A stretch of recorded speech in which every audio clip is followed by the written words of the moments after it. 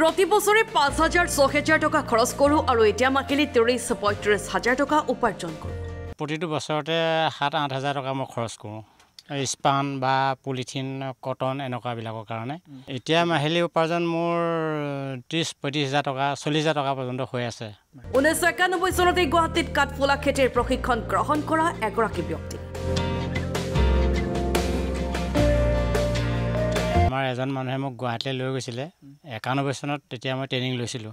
চৰকাৰী চাকৰি পায়ো নকৰিলে ব্যক্তিগৰাকী।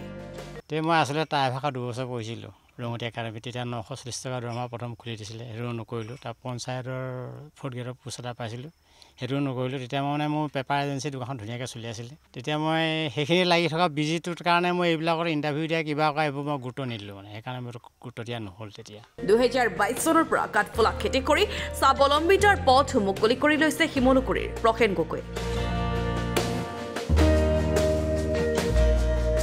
ব্যৱসায় হিচাপে মই ২০২২ চনৰ পৰাই ভালকৈ আৰম্ভ কৰিছোঁ, কৰোণা পাছৰ পৰাই। এতিয়া তেওঁৰ বছৰি উপাৰ্জন ৫ৰ পৰা ৬ লাখ টকা পৰ্যন্ত।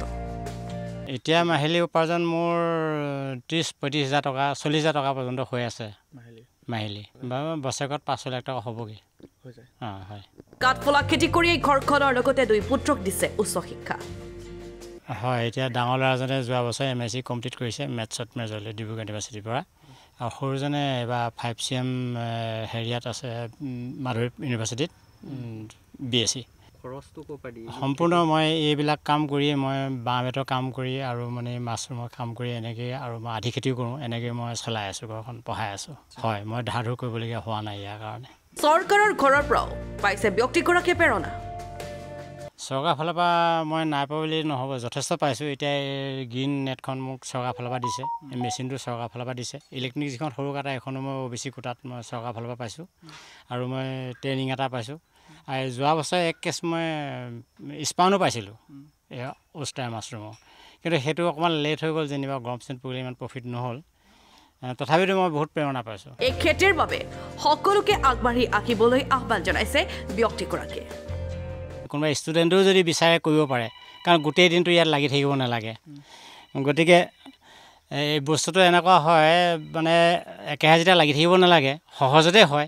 গতিকে কৰাটো মই এইকাৰণেই বিচাৰোঁ যে আমাৰ অঞ্চলত যদি 4-5জনে কৰে, তেতিয়া আমি মিলি পেলাই তাৰমানে স্পানটো আনিবলৈ সহজ হয়। ধৰক এখন গাড়ী চিলিগুৰিৰ পৰা আনিবলৈ সহজ হয়।